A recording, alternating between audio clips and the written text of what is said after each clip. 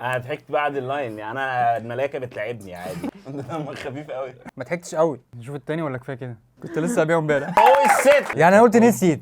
انت عاجبك البتاع السبايسي ده؟ عجبني بقى فتش خلاص. ده اوفر ولا اسكندريه عندهم نت؟ عادي صح؟ دي عجبته، ده هياخد واحده كمان عادي من غير ما يضحك. ايه ده؟ هو انا هيقول دي الصوت عليا وكمان اتعاقب؟ هو في ايه؟ اهلا بيك في برنامج جديد يلا انت، والنهارده معايا اخويا وصاحبي في اول حلقه محمد كاماتشو. ايه يا سليم عامل ايه؟ ايه الاخبار؟ مبروك. ايه العيال خايفه منك يا اسطى النهارده؟ لا يا عم واخدين عنك فكره كده ان انت ما بتضحكش، عشان كده انا لا جايبك. هضحك هتضحك؟ والله بس في بضحك. حاجات هتتعاقب. يا ماشي عادي. كله في فدا فدا الضحك. الضحك. ماشي يلا يلا بينا.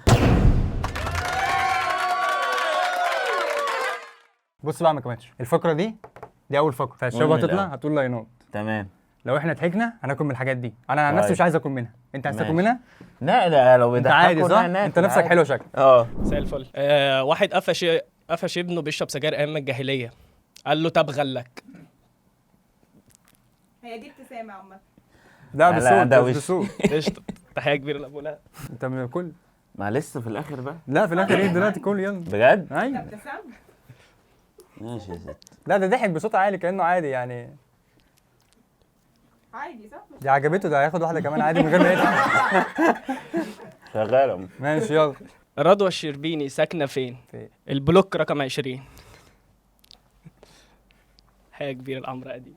طب انت ضحكت. انا ضحكت بعد اللاين يعني انا الملايكه بتلعبني عادي. لا براحتك. لا ده بعد انت جاي تبوظ اللاين. البرنامج، انت جاي تبوظ بعد اللاين بعد اللي مش ضحكت على اللي هو يا قاله. عم ماشي. دمك خفيف قوي. ليه احمد خيري هو اقرب واحد لكنتاكي؟ عشان بيتبله. عشان ايه؟ بيتبله. ايوه بس مش عارف اضحك. الفايت بتاعتك انت ضحكت بس كان في لقمة في بقك. ده حلو قوي ريحي دي، شويه. ده حلو قوي دي. مش هينفع. يعني انا كده باكل كنتاكي ولا باكل؟ اتفضل يا فندم. دي حلوه قوي والله ما ضحكت. والله ضحكت. والله كنت بدمع. هاتي له رغيف بقى عشان هو عجبه البتاع. الدائري سأل المنيب امك عامله ايه؟ قال له ايه؟ كويسه الحمد لله.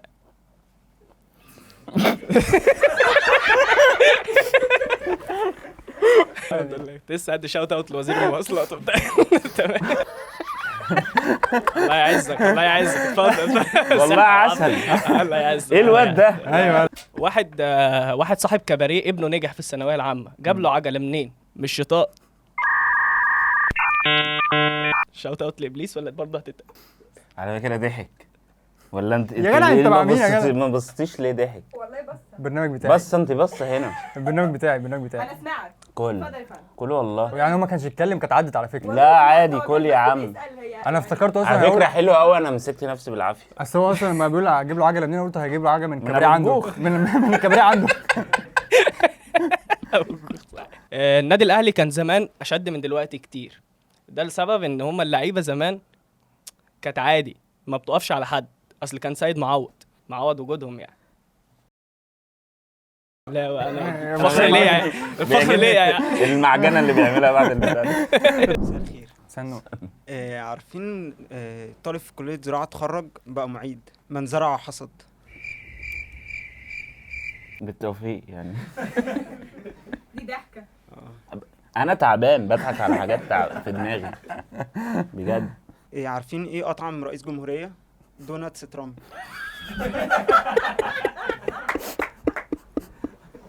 وحشه قوي. بس كل لا حلوه ما انا انا تعبت كتر الشط. مرة واحد بخيل اتخانق مع مراته ومراته علت عليها صوتها قام بايع الانتريه.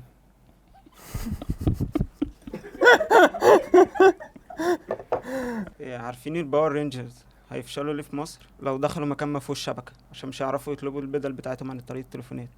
هو شرحها هو لا انا بقول والله اللي انا بيشرح لي قلته. حاجه ده يعني شغل حضرتك.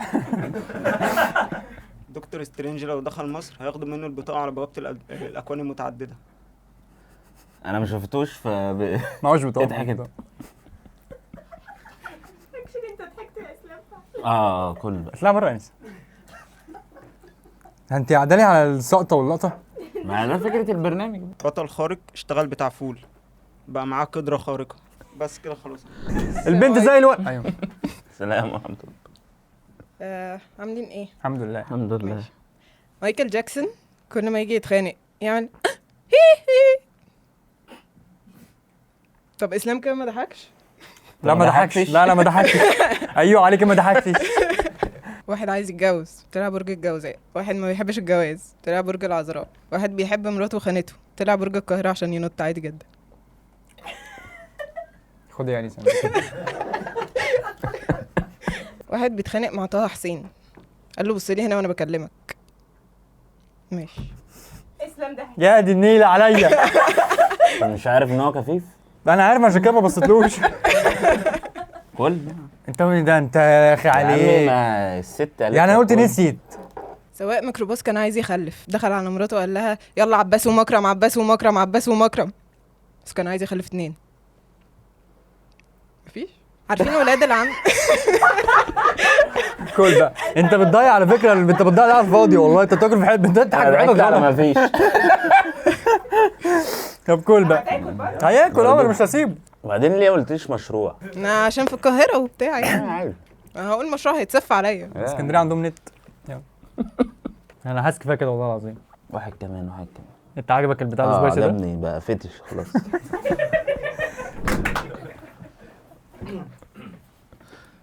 محمد منير لو فتح مصنع شوكولاته هيعملوا دعايه ازاي؟ قولوا لي ازاي. ازاي؟ جالاكسي بريدك يا ولد عمي. معايا 3 غيرها. ده اوفر. الفيومي بيعترف بحبه ازاي؟ ازاي؟ اول ما شفت القلب دق. دكه بطل. فاهم. ماشي. ليه الفود بلوجر بيخاف من الصيدليات؟ ليه؟ عشان مكتوب عليها ادفع.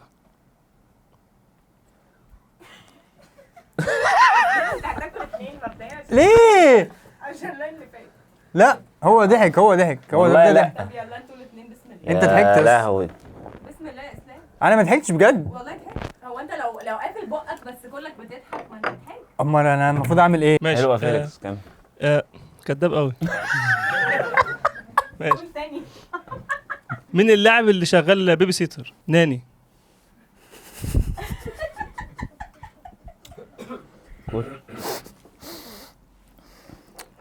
انا تعبت. انا حاسس لساني ابتدى يفقد الذاكره. والله العظيم. ماشي. جمهور الاسماعيلي لما في ضرب جزاء. لا في ايه؟ ده كاتبها لك دلوقتي، هو كاتبها لك النهارده. جمهور الاسماعيلي لما في ضرب جزاء بيضيع بيقول ايه؟ ايه ليه؟ يا نهار مش فايد.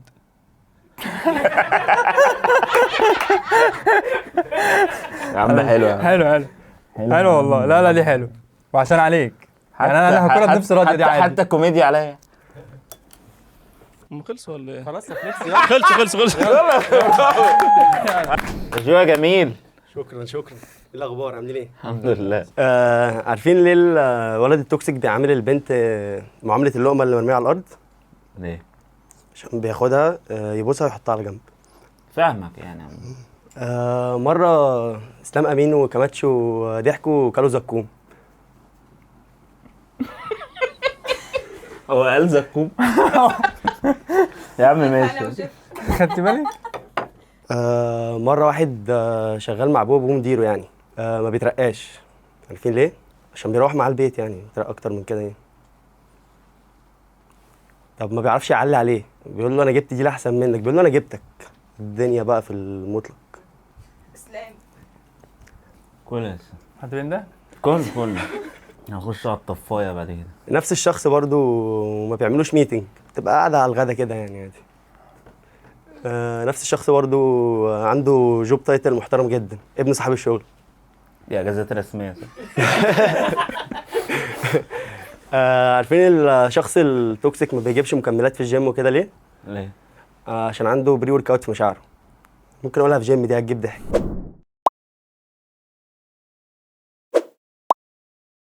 تاني فقره بقى معانا صدق بايه؟ لا اله الا الله محمد رسول الله.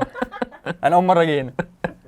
الشباب اللي طلعت تطلع تاني تقول لنا بقى المره دي مواقف، واحنا برضه مهمتنا ايه؟ ما نضحكش. ايه رايك في العقوبات اللي فاتت دي بالله عليك؟ وحشه قوي. خلينا نشوف. يلا. هو ليه كله شمال شرق اسيا يعني دي- مفيش رز على فاصوليا اي؟ دي السلطات ولا دي لسه الاكل جاي؟ وخلي بالك انا حاسس في حاسس في جبنه قريش على سوشي يعني. ايوه حاسس في قصة. لعب كده ماشي وبصاره. ربنا يستر دي خبيزه. انا من المنيا، انا عندي مشكله في المنيا ان احنا اللغه صعبه شويه بسبب ان احنا اخر الفلاحين اول الصعايده، فتلاقي اللغه ماشيه عادي فجاه تروح واقعه كده، يعني اللي هو تلاقيها ماشيه عادي يا محمود فتلاقيها واقعه كده، عارف انت قلت اقول لك يعني لو عشان لو رحت هناك انا من مغاغه يعني لو ده الابتسامة دي تحفة. ما بقول لك الملاكه بتلعبني تعبان انا. قول بسم الله وجرب السوشي. هنجربها بس مش دلوقتي، اهدي ما شويه. ضحكناش لا ابتسمت. والله لا ما ضحكت. الابتسامه عادي يا جماعه، لا الابتسامه عادي. بضحك يعني كده. الابتسامه عادي. from now والابتسامة مش عادي. فروم ناو لا. from now انا عندي مشكله مع الاغنياء ان دمهم تقيل، وان بعضهم ابتدى يتجربع عشان يضحك. فواحد صاحبي اسمه حاتم السكري، هو غني ما شاء الله مقتدر ماديا، بقى له حبه عمال بيتجربع عشان يضحك، فبيقول يا صاحبي انت ومش عارف ايه، ويقول كيتامين مع انه بياخد مضاد حيوي عادي هو، بس بيقول كيتامين. فانا عندي مشكله ان هو بيجي بيتكلم معايا كده زي شبه العيال من الدويقه، وانا اصلا من الدويقه. احنا اللي عندنا اقل واحد بيقول الكلام ده واخد 3 غرز في وشه. حاتم السكري واخد 3 كورسات انجليش، فاهمين قصدي ايه؟ حاجه كبيره السنتر الشهير. ما ضحكتش. انا بالك بقيت بيقعد يمعجن بعد البتاع.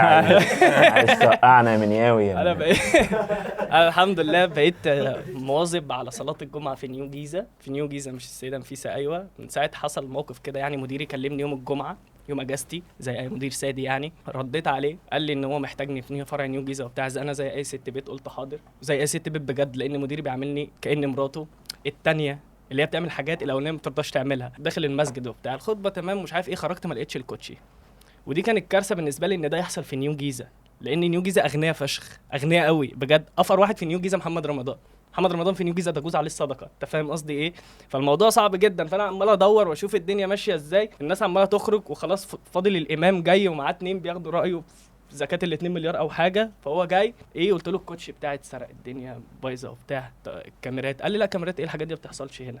اللي معاه استأذن، راح جه جاب لي شنطه بفتحها لقيتها فيها كوتش نايكي اوريجينال. انا عمري ما كان عندي كوتش نايكي اوريجينال، فبقيت بروح بقى كل يوم جمعه على كوتش ارميه في الزباله واخش. اغنياء فشخ يا جماعه والله بجد. عامه الكوتش ده من هايد بارك يعني، لو انتوا بجد اغنياء قوي بتوع نيو جيزه، لدرجه ان احنا في الدعاء بتاع اخر صلاه الجمعه ده الشيخ يدعي واحنا نقول امين لحد ما جه اللهم ارزقنا، انا و3 عمال بس اللي قلنا امين. فاهمين قصدي ايه؟ يا جماعة أنا عارفة إن أنتوا اتفضل. عارفين السوشي بس أنتوا الاتنين هتاكلوا لقمتين. لا انا ما ضحكتش، هو اللي ضحك والله. انا ببتسم عادي، انا راجل ذوق ببتسم. لا والله. لا لازم تاكلوا مع بعض عشان طب هو ده ايه؟ طب ده ايه؟ طب قولي لي ده ايه؟ ده يا فندم سوشي، كل واحدة عليها وسابي وجينجر. يا عسل. لازم تدوها مع بعض عشان الاكسبيرينس تحسوها مع بعض.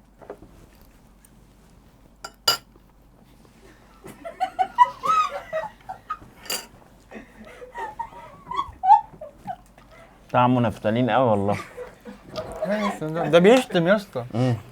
حاسس في توم خارج من مناخيري وانا ما عملتش ايه حاجة. الموقف اللي خلاني ابعد عن شغلانه الممرض دي ان انا كنت داخل في مره المريض، فالمريض اول ما شافني برق، حس ان في ليفل غريب من الغباء داخل عليه. فاول ما دخلت بص على الكانولا، قلت المحلول مش واصل له، ففتحتها سنه ابتدى يشخر. اعلي وهو شخر لحد ما حسيت ان دي بتتحكم في تون صوت شخيره مش في حاجه تانية. اعلي وهو شخر لحد ما شخر شخيره جامده وساكت. خرجت بره للدكتور بقول له عمل 1 2 3، فهو دخل شافه خرج قال لي المريض مات.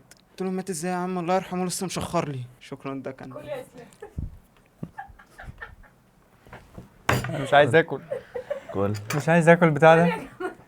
لا ما ضحكتش والله، والله ما ضحكت. لا ده ظلم. والله ضحكت، والله ما ضحكت. والله ضحكت حالا. ضحكت يعني ضحكت عليكم وانتوا بتتكلموا. ماشي. ايه العبط ده في انهي شرع؟ الحاجه اللي بعدها ان احنا الجمعه اللي فاتت او امبارح كان عيد قومي عندنا، لاننا كنا اول مره ما نتسرقش. احنا قبلها بقالنا 8 جمعات بنتسرق، في 4 جمعات بيتسرق موتور العماره. فاحنا بنسحب على نقله رمل، بنتيمم كلنا. فجينا في مره خلاص احنا عايزين نخوف الحرامي ده ما يجيش تاني. فاحنا فقراء لدرجه ان احنا ما جبناش كاميرات، احنا جبنا يافطه مكتوب عليها المكان مراقب بكاميرات. الحرامي جه الجمعه اللي بعدها سرق وكتب لنا على الورقه ها كدابين. لسه ما بلعبش الاولاني بالله عليك. ده طعمه موقف محرج يعني.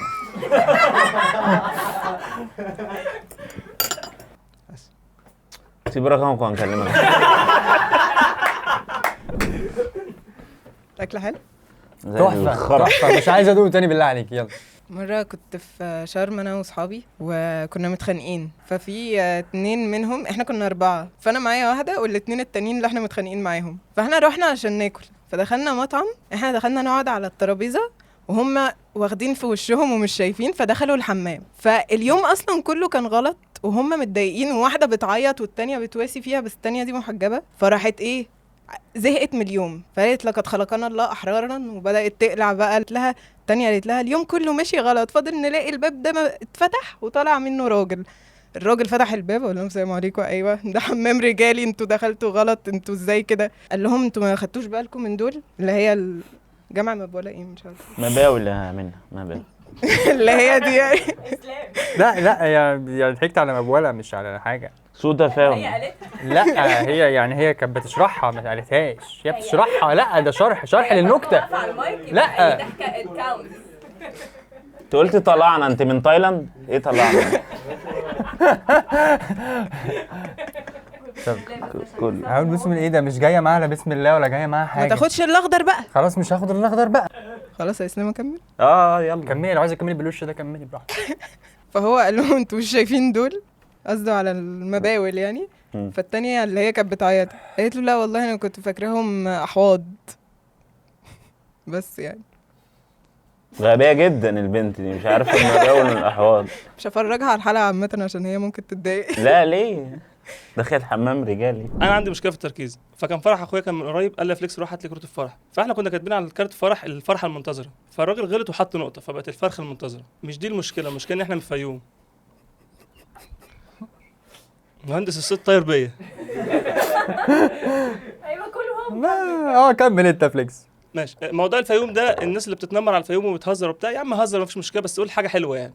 فانا كنت عامل حادثه، فمديري جه يزورني في البيت، فحب يرمي جوك يعني، فقال لي فيكس انت متجوز؟ قلت له لا. قال لي انت متضايق مني صح؟ لا اعمل البتاع الخرا ده. ماشي. قال لي انت متجوز؟ قلت له لا. قال لي من الفيوم؟ قلت له اه. قال لي تعرف انت لما تتجوز مش هتخلف، هتبيض. مين قاعد جنبي؟ عمي. قال له طب ما انت مش متجوز ومش من الفيوم وبتبيض عادي اهو. دي بتفشخ الدنيا في الحفلات.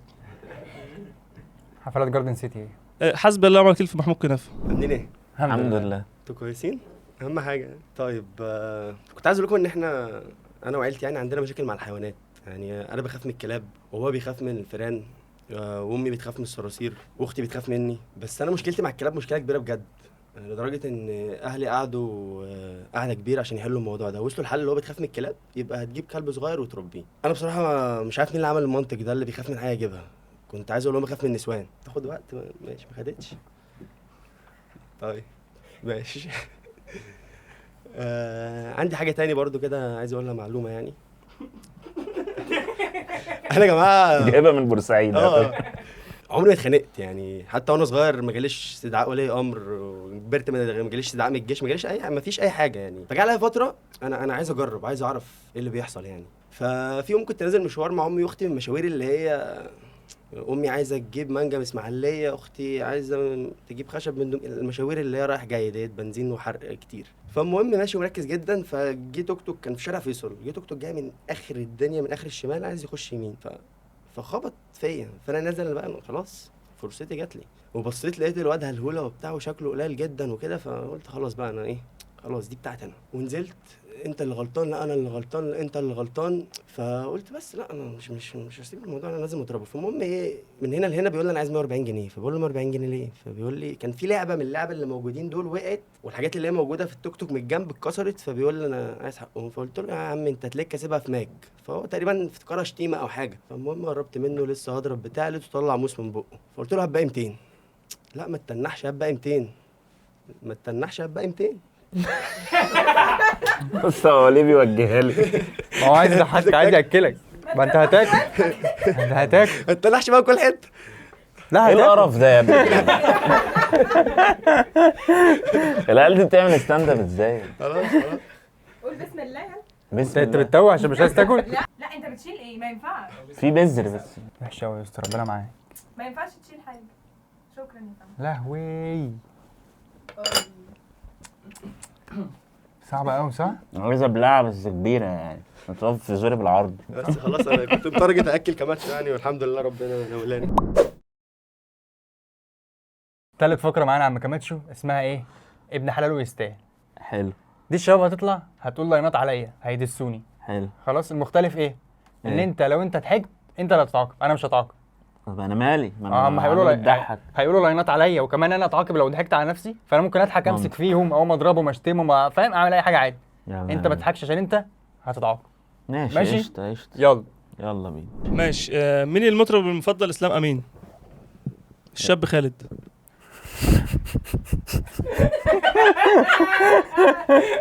لا انا مش هاخد. انا اتعاقب؟ لا ايه ده؟ هو انا يولد الصوت عليا وكمان اتعاقب؟ هو في ايه يا عم ماشي. اسلام امين ما بيعملش اي حاجه ليها فايده في حياته، بيلعب ستاند اب وبيعمل كونتنت. الحاجه الوحيده اللي ليها فايده انه شغال في بنك. هو ما كدبش. ماشي. اسلام امين جاب في ثانويه عامه 96% وكمل الاربعه باقيين من كونكت 4. يا ستي والله بعد البتاع ازاي؟ كده اما ما ضحكتش كده بقى. والله ضحكت كده. والله ايدك على الباب. والله ابدا والله يا بنتي، ما انا كده كده هشرب في الباقيين اهو.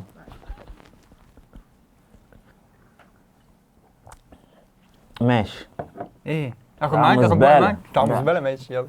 بيكلم الحيوانات. عاملين ايه؟ عاملين ايه؟ بره ده يعني هزار بره ماشي. مش مدعوم. انا لا، مبدئيا انتوا ما تعرفتوش عليا كويس. انا اسمي محمد سليمان، وبجد يعني عشان تبقوا عارفين انا بني ادم فريد من نوعه، اللي زي مش كتير. انا بضحك على افيهات اسلام امين. قصدك ايه يا اسطى؟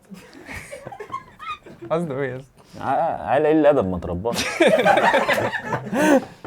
وليد المغازي كان قال حاجه كده في ستريم مع حسام اكس، كانت حاجه ضايقتني جدا، وهي ان الستاند اب كوميدي لم. انا اقدر ارد على حاجات كتير يعني، 80,000 واحد اتكلم في الموضوع ده، فمش هتكلم في الموضوع ده قوي. بس يعني يا وليد مغازي محدش قال لك اتفرج على اسلام امين يعني قبل الحلقه. اسلام امين اللي انتوا ما تعرفوش ان ولا اسكت يلا ما بتتكلمش كتير. البرنامج ده شبه اي اف كوميدي بتاع ماشي. وربنا ما ضحكت. انت بتشوفي مين؟ ايه غمازات؟ ما عنديش غمازات، ما فيش بنت قالت لي عندك غمازات. دي علامة الصلاة والله. البرنامج ده شبه شويه اي اف كوميدي بتاع كيفن هارت. وجه الشبه الوحيد بين كيفن هارت واسلام امين 5% من البايو انستجرام. همسح رقم. يا جدعان عايزين حد يهينه يا جدعان. ليه؟ عايز اشرب. ماشي ماشي. يا جماعه اسلام امين الصبح شغال في بنك وبالليل بيعمل ستاند اب، يعني عايش حياته كلها كاستمر سيرفيس. ماشي. يا جماعه اسلام امين لما بيكتب ماتيريال جديده بيروح يعمل ايداع.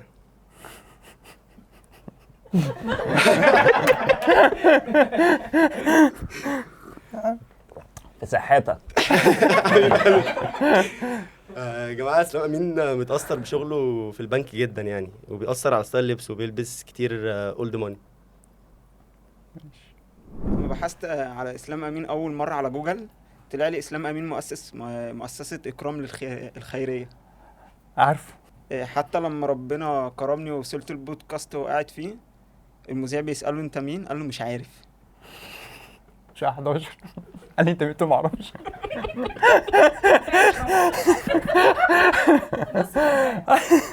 ايه انا هدوق معاك واحده.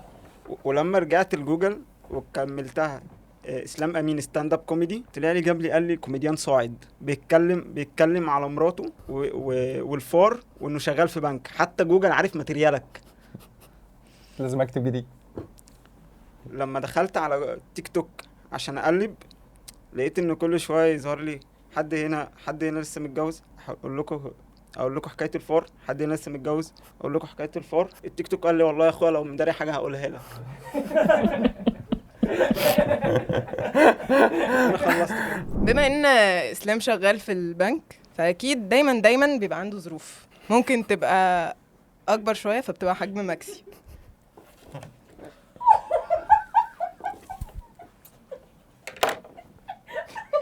اسلام عمل ومين سمعك؟ بعدها عامل سمع قصدي، فتقريبا هفضل اتكلم بصوت عالي علشان يسمعني، علشان هو بقى جدي خالص. محتاج سماعه ولا ايه يا جدي؟ انا بشرب بس عشان ما تزعليش اكتر.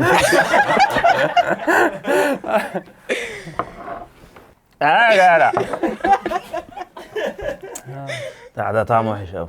الفرق بين اسلام امين واحمد امين ان احمد امين بيضحك. هي كده فعلا انا فهمتها. لما بي ار اسلام كلمتني قلت اللهم لك الحمد اخيرا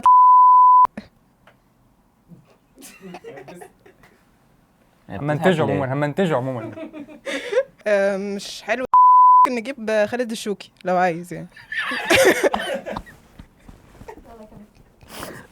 اول واحد جه على حجرها يا اسطى الشوك. يلا طب اشرب. يا ماما دي حاجات بره البرنامج.